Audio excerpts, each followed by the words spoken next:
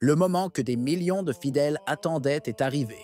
Le moment où l'on attendait enfin une parole claire de Rome.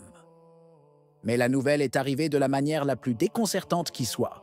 Non pas par un document solennel, non pas par une annonce publique, mais par une voix indirecte, presque latérale, qui a glacé tout le monde.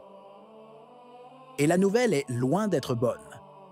Léon XIV, contrairement aux espoirs que beaucoup nourrissaient en secret, ne lèvera pas les restrictions sur la messe traditionnelle. Une confirmation qui fait l'effet d'une bombe et qui, dès aujourd'hui, bouleverse l'atmosphère au sein de toute une partie de la population catholique. Restez avec nous jusqu'au bout pour découvrir la suite. La journée avait commencé dans cette atmosphère de suspense qui précède les nouvelles qui ébranlent véritablement la communauté ecclésiale, comme si tout le catholicisme retenait son souffle, attendant un mot définitif. Après des semaines de rumeurs, d'aperçus imprécis et d'interprétations hasardeuses, la confirmation que beaucoup redoutaient et que d'autres tenaient pour acquise est arrivée. Le pape régnant, Léon XIV, a choisi de maintenir les limitations imposées à la messe traditionnelle, confirmant ainsi la ligne déjà initiée par son prédécesseur et fermant toute possibilité de changement de direction que beaucoup jugeaient imminent. La décision a été publiée sous la forme d'une communication officielle inhabituelle, présentée non pas comme un geste soudain, mais comme un acte réfléchi, signe que le nouveau pontificat n'entend pas s'écarter du système disciplinaire qui s'est développé autour de traditionnistes custodes. L'annonce prit immédiatement l'allure d'une nouvelle destinée à faire des vagues, d'autant plus qu'elle survenait à un moment où de nombreux milieux ecclésiastiques interprétaient le silence du Saint-Siège comme un prélude à un possible assouplissement des règles. Le fait que ce choix ait été confirmé sans hésitation a donné à toute cette affaire l'allure d'un tournant décisif, ne serait-ce qu'en démontrant que la Curie souhaite poursuivre sur la voie déjà tracée. Dans les heures qui ont suivi l'annonce de la nouvelle, l'attention s'est portée sur le climat qui avait précédé la décision. Une anticipation presque fiévreuse où observateurs, commentateurs et fidèles tentèrent de saisir le moindre signal venant de Rome.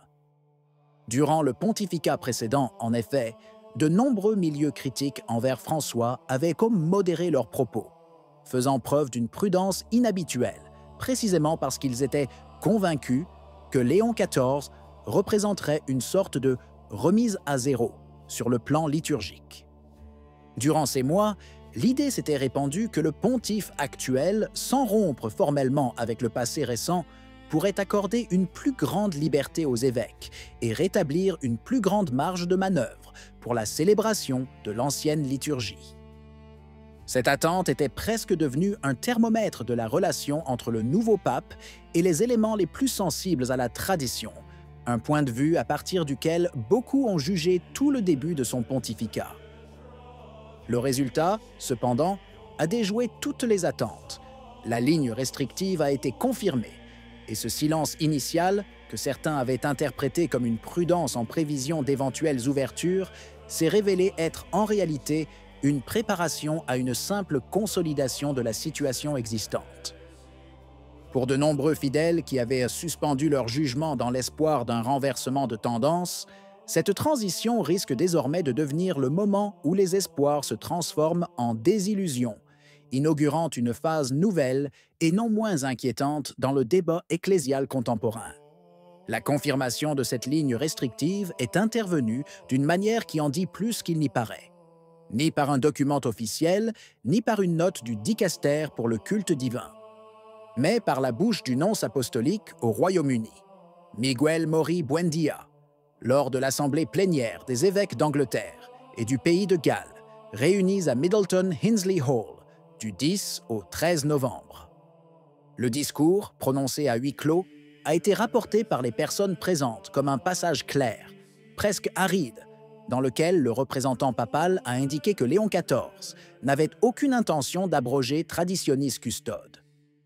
Le porte-parole de la conférence épiscopale a immédiatement précisé qu'il n'existait aucune transcription officielle du discours et que Rome n'avait publié aucun texte, confirmant ainsi le caractère confidentiel de l'opération dans son ensemble.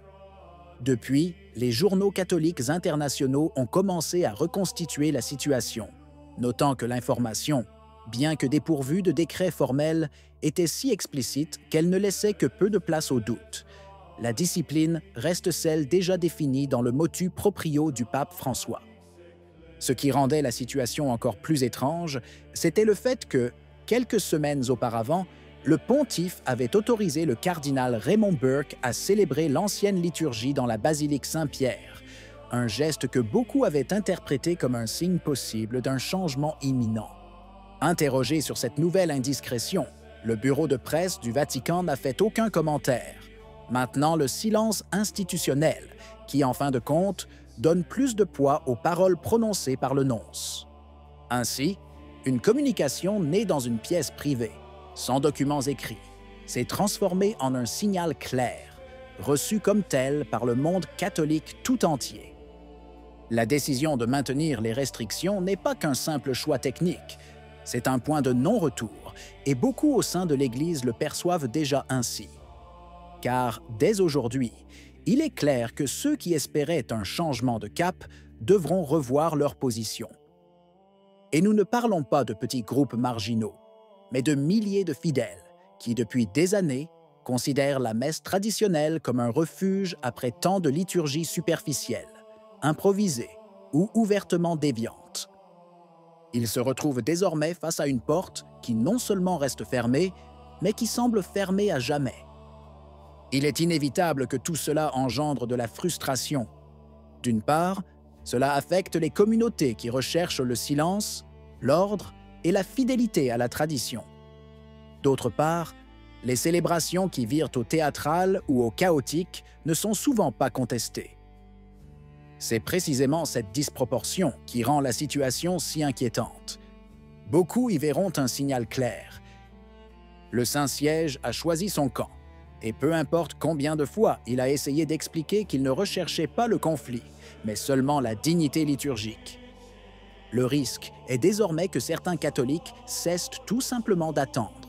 Certains se réfugieront au sein de groupes déjà marginalisés, d'autres emprunteront des voies alternatives, d'autres encore se retireront discrètement. Lorsqu'un geste romain est perçu comme injuste, la confiance s'effrite rapidement et la rétablir devient presque impossible.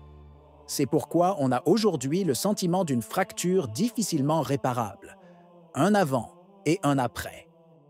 Si vous ressentez le besoin de retrouver la paix, la beauté et la profondeur d'une foi authentique, laissez-vous accompagner par le chant grégorien.